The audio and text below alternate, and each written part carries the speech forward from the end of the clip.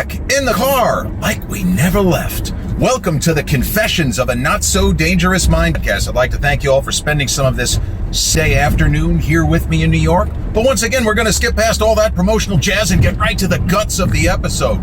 35 years, ladies and gentlemen, boys and girls, children and adults of all ages. 35 years ago today saw the release of a film that many people consider to be the single best movie in the motion picture career, the spectacular motion picture career of the 7-time IFBB Mr. Olympia bodybuilding champion Arnold Schwarzenegger. And that movie would be the Dutchman, the Flying Dutchman, Paul Verhoeven's incredible adaptation of Philip K. Dick's sci-fi mindbender, We Can Remember It For You, Wholesale. But a title like We Can Remember It For You, Wholesale doesn't exactly light up the multiplexes. So the project was retitled many years earlier, Total Recall. And Total Recall was a movie that I wish I could lie, I could make up a story. I wish I could tell you that I saw it in theaters. I didn't. I was already a significant fan of its lead actor, Arnold Schwarzenegger. I was not yet a fitness person, which isn't to say that I wasn't jealous of Arnold's, in the words of Hulk Hogan, 24-inch pythons. I thought Arnold had, obviously, even at that point, years after retiring from bodybuilding, he looked incredible. And he was, as I recently talked about on the channel during the Dave episode, Arnold was the chairman of the President's Council for Physical Fitness. So he was somebody who, at least in theory, was interested in helping a young individual such as myself who struggled with self-esteem and was interested in fitness, but maybe didn't have the wherewithal, didn't have the stick-to-itiveness at that particular juncture. I was 16, to really commit to wanting to better myself in all areas. And I know that's very much cliche city stuff, but 35 years ago, I can tell you that I had the idea that I wanted to do better and be better when it came to my own health. I just didn't. But Arnold was someone I looked up to, absolutely looked up to him. He would have been, 43, going on 44 when Total Recall was released. He still, again, looked absolutely ridiculous. There are pictures of Arnold from the Total Recall premiere. It's the best that he looked in his 40s. At this premiere, his arms were as big as they ever were, and he looked like he was shredded. Like, he almost looked like he could have stepped on stage. That's the kind of shape he was in at the Total Recall premiere. He's wearing the shirt. Just incredible. Because that's already a decade after his final bodybuilding competition. The very controversial the Mr. Olympia of Australia in 1980, where he probably shouldn't have won. Mike Menser looked great. Zane looked good. There were other guys that were up there, but a lot of people think that Menser probably should have taken the show. But again, it's neither here nor there. Arnold was Arnold. He had the charisma. He had the personality. And so I watched the TV spot for Total Recall. I don't think I saw a full theatrical trailer. I just don't think that I saw the full theatrical trailer. And I did not know that it was an adaptation of a novel. One sec. Sorry about that. Shit happens when you're on the road. But I didn't know that it was an adaptation of a novel. I just knew it looked like another, if you'll pardon the phrase, pardon the pun, it looked like another Arnold classic. And up to that point in time, the only Arnold Schwarzenegger movie that I had seen in theaters, oddly enough, was Red Heat. I'd seen The Terminator numerous times on TV. The Running Man, answer to a trivia question, a personal trivia question. Which Arnold Schwarzenegger movie have I seen the most? The Running Man. Because by virtue of being PG-13, HBO was able to put it on whenever they wanted, 24/7, if they so chose. Cinemax, same concept. They didn't, generally speaking, show rated R movies except between the hours of 8 p.m. and I think 7 a.m. or 6 a.m. Not sure about that. But Running Man, PG-13, you could always find it multiple times a week in the late 80s into the early 90s on Cinemax or, HBO. But I had seen Red Heat in theaters. I didn't see Twins. I knew a lot of people that saw Twins, absolutely loved it. I didn't see the Conan movies.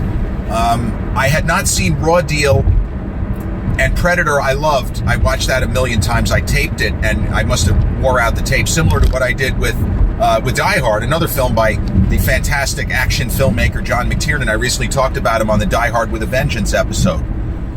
But when Arnold was getting ready for Total Recall, you don't know when a person in the movie business who is a big star already, you don't know when they're either going to continue to go up, when they're going to continue to drop in some cases, when they're going to peak. And the thing with Arnold is that with the incredible successes he'd already had, and bear in mind, no one outside of people who knew him from bodybuilding, the average movie fan didn't realize that Arnold Schwarzenegger had the capacity to be funny, not just stick around. You know, he was a real pain in the neck. He had to split, not just fuck you, asshole, one-liners, but that he was somebody who was naturally very funny. And people who knew him in bodybuilding, I mentioned Frank Zane, people like Zane, like his old buddy Franco Columbu, Robbie Robinson, they all said that even though English was not Arnold's first language, he was so quick to grasp it that he was making jokes in his second language within a couple of months. Now, this is not a normal person. Everything about Arnold Schwarzenegger is somewhat otherworldly, from the physique to the charisma to the ability to live the exact life that he imagined for himself. What he did in Twins was he showed that he could steal a movie from a brilliant sketch comedian in Danny DeVito.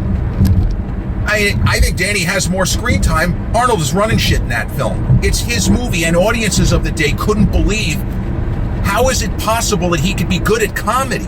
And we recently talked about on the channel that Sylvester Stallone, a naturally very humorous, a guy who was really quick-witted, always has been, it just didn't translate on screen. And I hate to say it, if you put Sylvester Stallone in Twins, I mean, the movie might get a few laughs, but it's going to be funny, but not in the way that what Ivan Reitman was able to do, the just magic that he got out of Danny and Arnold.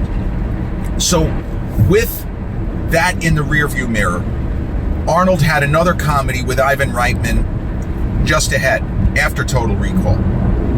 And it is just incredible to think that after the success of Twins, with what the Austrian Oak had already done in the business, he was just about world's box office star #1 after Twins. To think that the best was yet to come is extraordinary. But that's exactly what it was.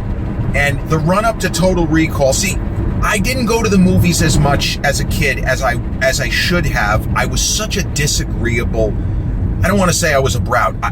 I was just really disagreeable, always angry, always thought that other people were getting stuff that I was. I just had a terrible attitude from almost every possible angle. But in the summer of 1990, some other big movies that year, I did see Die Hard 2, I saw with my father, and I saw Back to the Future Part 3, really wonderful capper to a fantastic trilogy. Die Hard.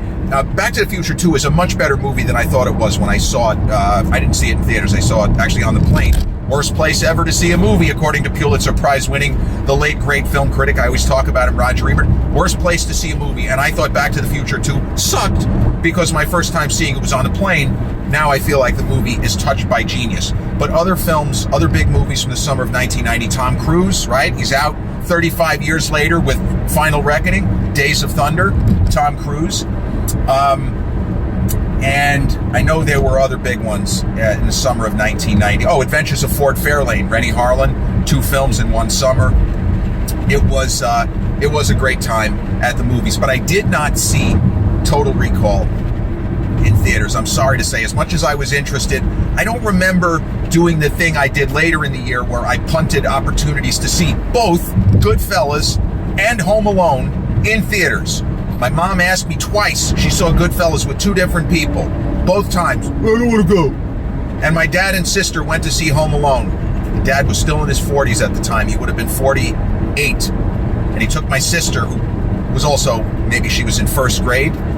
I just didn't want to go because That was me back then.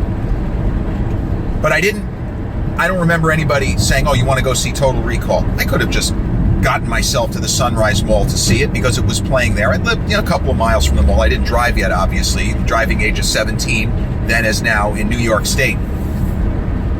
But everyone I knew who saw it loved it. They all said the same thing. This is words to the effect of, this is way more than you expect. And when you, as a studio, when you market a movie, you want people to be intrigued, but you just want to get fannies in seats. And if you only watched a TV spot for Total Recall, you would be forgiven for assuming it's just another Arnold Schwarzenegger shoot 'em up. I mean, Terminator 2 hadn't come out yet, but that it's just a big action extravaganza and not the mind-twisting, mind-bending, brilliant, world-building science fiction that it is. And that is unfortunate. But at the same time, the studio and the marketing team, you don't throw it back. Because Total Recall made $262 million globally, which I always say this, but it bears repeating.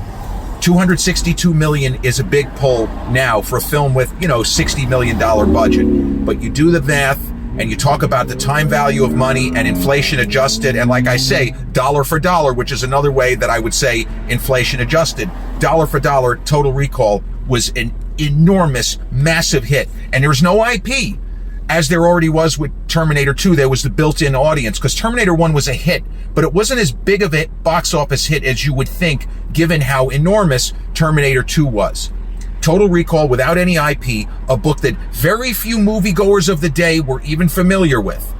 And it was a project that took years and years to come to the screen. And I recently, if you have certain interests, you get stories on your phone, on your kind of Google random story type thing. They're not really random stories, spoiler alert, they're not really random stories. But David Cronenberg, before he did The Fly, and if this had gone through, he probably wouldn't have done The Fly in '86 with Jeff Goldblum and Gina Davis. David Cronenberg had a script for Total Recall. It was similar to what Arnold and Verhoeven, put out there, but it wasn't the same. It was a kind of a different adaptation of We Can Remember It For You, Wholesale. And the thing that I still can't get over is that David Cronenberg's star, if they had made the movie in the mid-'80s, was going to be Richard Dreyfuss. Now, I love Richard Dreyfuss as an actor. Oscar winner. Should have been John Travolta's Oscar, I know. Should have won for Saturday Night Fever. Dreyfuss won for The Goodbye Girl. But Richard Dreyfuss is a brilliant actor. He's great in comedy, and he is wonderful in dramas. I love his performance. He could have easily won an Oscar for Mr. Holland's Opus. I think that's the best performance of his career. He's so good in Jaws. He's great even before Jaws, American Graffiti, Apprenticeship of Denny Kravitz. Just a home run hitter of an actor. But I can't see Richard Dreyfuss as Doug Quaid. I can't. I'm sorry. I cannot. And I think the film would have just become a comedy. How could it not be? You got a little guy running around? No chance. Thank goodness that Cronenberg wasn't able to get that through, and Dreyfuss ended up doing bigger things in that era. He had Down and Out in Beverly Hills, and then he had, of course, Stakeout with Emilio Estevez and Madeline Stowe. Great movies. Dreyfuss was just killing it in that era, and I'm glad that they weren't able to mount a Total Recall. But the interesting side note, and when I tell people, and people ask, how do you know so much stuff? I just have a good memory. But when I say that I know a lot of trivia, I don't mean answers to questions. I mean the sort of deep dive information that you can't really Google because unless you have a frame of reference, there's nothing to Google. When I was at New York University, there was a film magazine called American Film. That was just the name of the magazine. I think they had ceased publication sometime in 1995. And the Tisch School of the Arts, by way of the Bopst, it's still the same library, I think it's called the Elmer Holmes Bopst Library, New York University. What an incredible library, not surprising. A lot of our parents paid a shit ton of money to send us there. Some of us got stuck with student loans. We all know these kinds of things.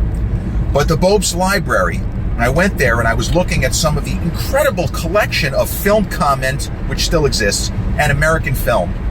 And one of the librarians there said, are you interested in these magazines? And I said, well, yeah, I'm, cinema studies major. She said, well, you can take them. Go ahead, take them. Nobody really takes these out anymore, so go right ahead.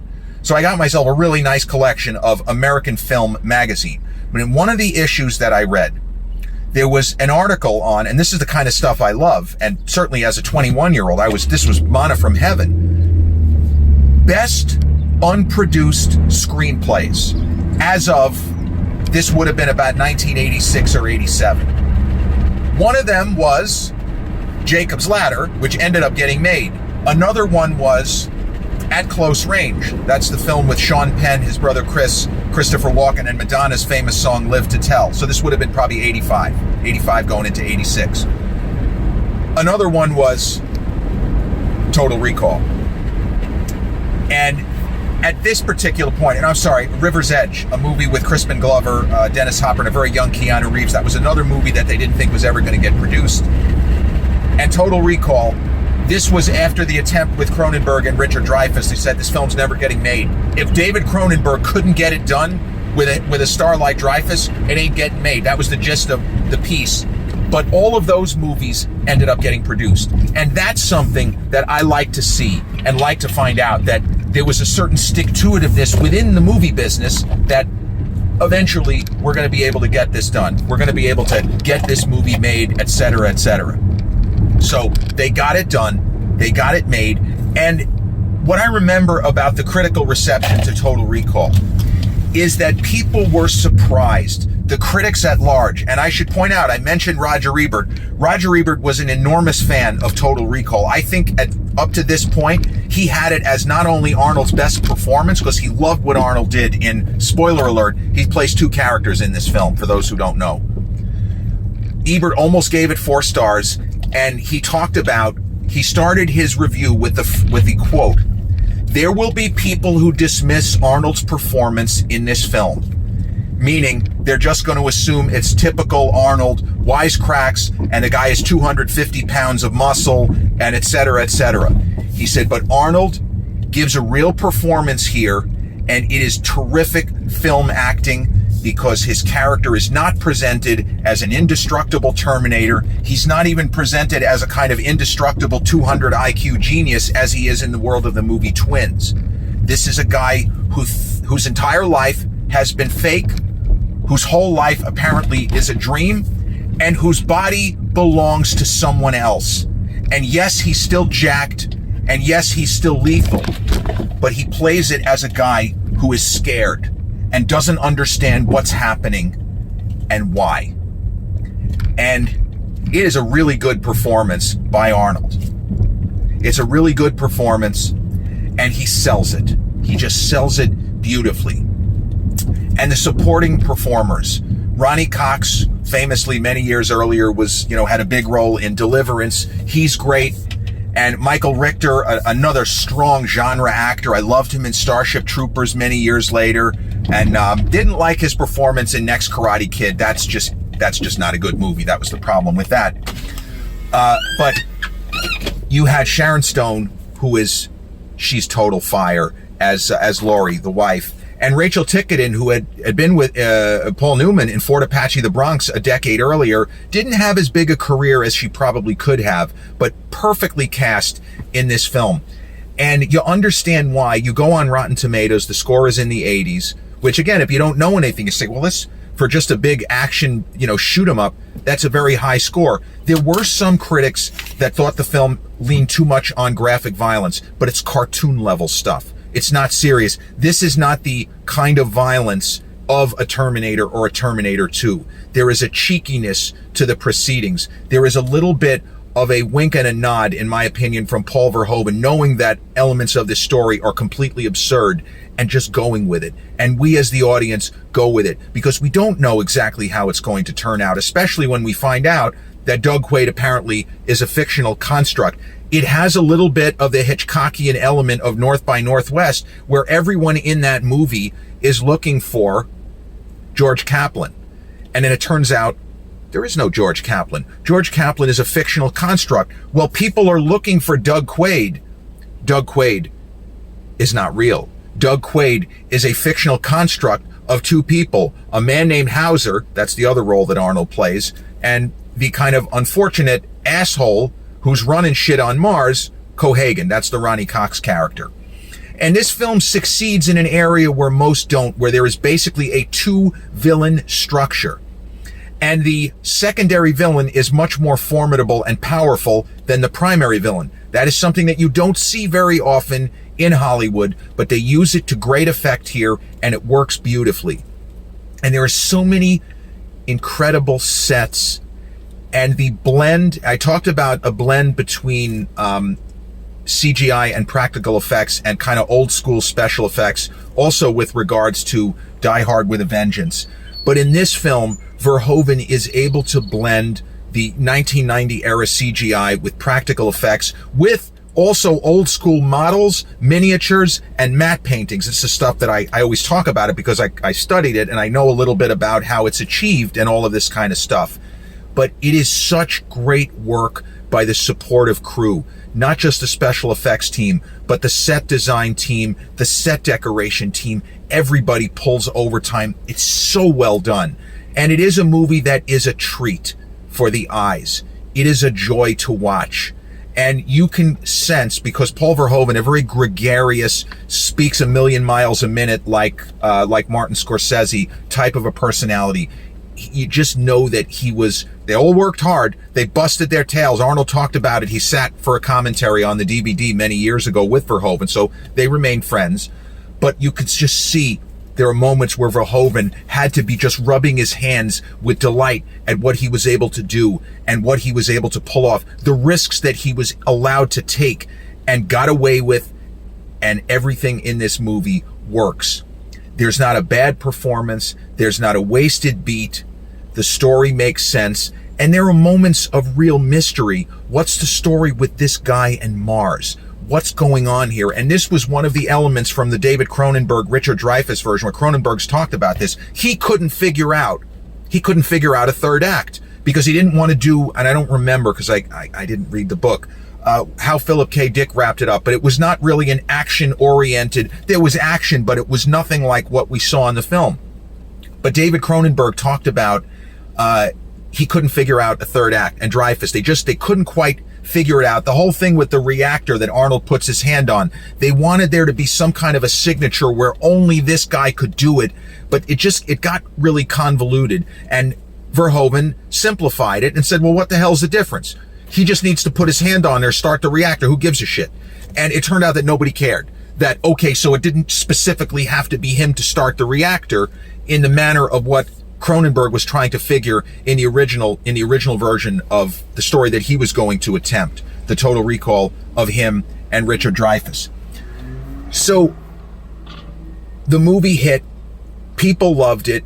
They turned it into a Nintendo video game, which I bought, which was atrociously bad. You could actually Google this. It's one of the 10 worst games ever for the old school Nintendo platform. It was marginally fun, and it ironically followed the plot of the movie. You had to kill Cohaagen to win, so to speak. It just wasn't as much fun as it should have been.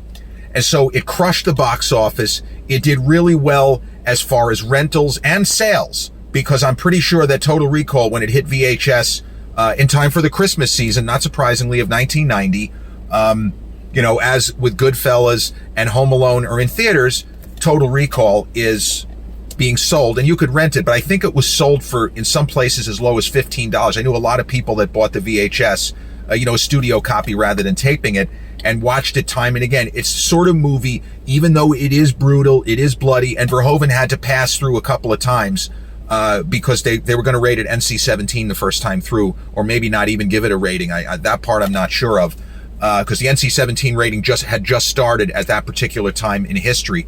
But he had to take out a little bit of the bloodiest violence, the most graphic violence, but he got away with a lot of stuff that you say, wow, in 1990, this actually got through the MPAA, and Jack Valenti, well done, sir, well done. So from the perspective of Arnold, I think he was already through principal photography on Kindergarten Cop by the time Total Recall was released, and he was deep into working sort of pre-production type stuff for Terminator 2, which went before the cameras sometime in between the release of Total Recall and Kindergarten Cop. Kindergarten Cop was also a massive box office hit. It's not that good, but Arnold is great. And Penelope Ann Miller is terrific. Richard Tyson as the villain, really strong. And Linda Hunt, Oscar winner 7 years earlier for Year of Living Dangerously. She is a hoot. I hate to say it, she's the highlight of the film. She just walks away. Every scene she's in, she just chews it up and steals it. But Arnold was moving towards being one of the biggest movie stars the world had ever seen. And that would be actualized with the early July 1991 release of Terminator 2, which up to that point in time, top 3 biggest box office successes in the history of cinema. And the teaser for Terminator 2, which Arnold actually shot while he was making Kindergarten Cop, his hair, this is ridiculous, but if you go on YouTube and you watch the T2 teaser, Arnold does not have Terminator T800 hair. He doesn't have it. His hair's too long. So they tried to do something with gel to make it look like it was shorter than it was, but they didn't have the technology at that juncture to give him like a digital haircut. That would, a little bit later, Wolfgang Petersen giving Clint Eastwood a digital haircut in the Line of Fire to make his character look like, or it was footage from the original Dirty Harry where Clint's character's hair is long and Clint's character is a Secret Service agent, and they gave him a digital haircut so that his haircut would be believable for a Secret Service agent protecting JFK. But Total Recall is one of those special films that it has an immensely high rewatchability factor. I would say certainly as much a rewatchability factor as Terminator 2, the other movie that you can just watch again and again and again and not get tired of from the Arnold filmography. I would argue also that both Last Action Hero, which was underrated at the time and now is acknowledged as a classic, and True Lies have enormous rewatchability factor. But the way that Arnold plays the third act in Total Recall, it's some of his best film acting because he goes back and forth depending on what the circumstances demand.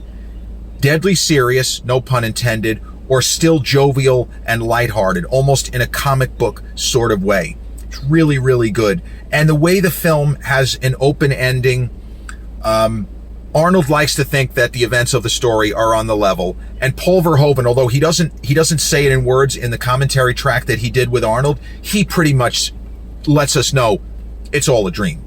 That's what I was trying to get across. I don't want to beat you over the head with it. This is many years later, a decade later, they sat for the commentary track, but it's all a dream. But he also said, that's only my interpretation. It's only my interpretation. I don't think that all of these coincidental things could be taking place. It always struck me as it's just a dream. And then you get into, but life is but a dream, isn't it?